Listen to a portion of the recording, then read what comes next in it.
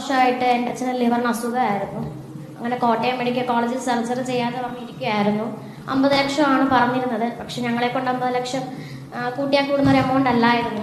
അവിടെ liver biopsy ചെയ്ത് കഴിഞ്ഞ് അവിടെ സർജറി ചെയ്യാമെന്ന് തീരുമാനിച്ചിരിക്കുകയായിരുന്നു. പക്ഷേ ബയോപ്സി റിപ്പോർട്ട് കൊണ്ട് ചെന്നപ്പോൾ ഡോക്ടർ 2 വർഷത്തേക്ക് പഠിക്കാൻ പോവുകയാണെന്ന് പറഞ്ഞു പോയി.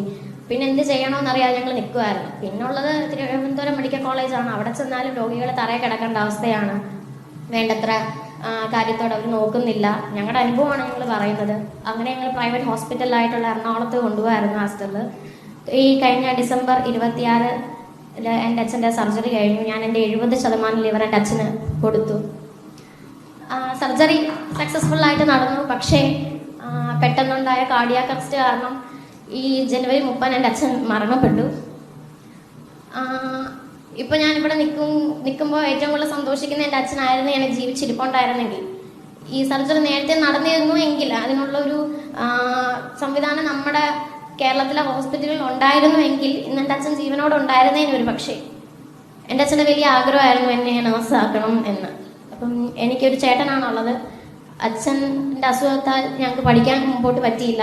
ഞാൻ കഴിഞ്ഞ വർഷം എൻ്റെ പഠിത്തം നിർത്തി. എൻ്റെ ചേട്ടൻ അതിനു മുമ്പേ പഠിത്തം നിർത്തിയാണ്. ഞങ്ങളുടെ വീടിപ്പോൾ ജപ്തി ഭീഷണിയിലാണ്. എൻ്റെ അച്ഛൻ്റെ സഞ്ചയനത്തിൻ്റെ അന്നായിരുന്നു എൻ്റെ വീടിൻ്റെ ജപ്തി ചെയ്യാനുള്ള നടപടികൾ തുടങ്ങിയത്. അങ്ങനെ എന്ത് ചെയ്യണം എന്നറിയാതെ ഇപ്പം നിൽക്കുന്ന ഒരവസ്ഥയാണ്. മുമ്പോട്ട് ഇനിയും പഠിക്കുന്ന കാര്യം എങ്ങനെയാണ് എന്നുള്ളൊരവസ്ഥയിൽ നിൽക്കുകയാണ്. അപ്പോൾ എനിക്ക് സാറിനോട് പറയാനുള്ളത്, ഇവിടുത്തെ ഹോസ്പിറ്റലുകളിലൊക്കെ ഒന്ന് നന്നാക്കിയാൽ കൊള്ളാമെന്ന് എനിക്ക് തോന്നി. പകുതി ജീവനെങ്കിലും നഷ്ടപ്പെടാതിരിക്കും. അതാണ് എനിക്ക് സാറിനോട് പറയാനുള്ളത്. പിന്നെ അമൃത പ്രദീപിനെ ഞാൻ എല്ലാവർക്കും വേണ്ടി പ്രത്യേകമായിട്ട് അഭിനന്ദിക്കുകയാണ്.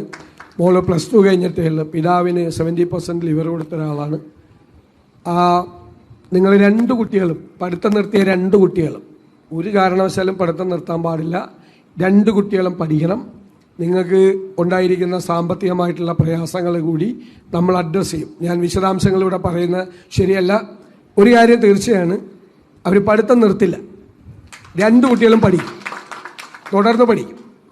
അത് ഞാൻ നേരിട്ട് ശ്രദ്ധിച്ചോളാം. ബാക്കിയുള്ള സഹായങ്ങളെല്ലാം ആ കുട്ടിക്ക് ഇങ്ങനെ ഒരു കാര്യം ചെയ്തിട്ട് ആ കുട്ടി പഠിത്തം നിർത്തി വീട്ടിലിരിക്കാൻ പാടില്ല. അത് നമ്മളത് പരിഹാരം ഉണ്ടാക്കും.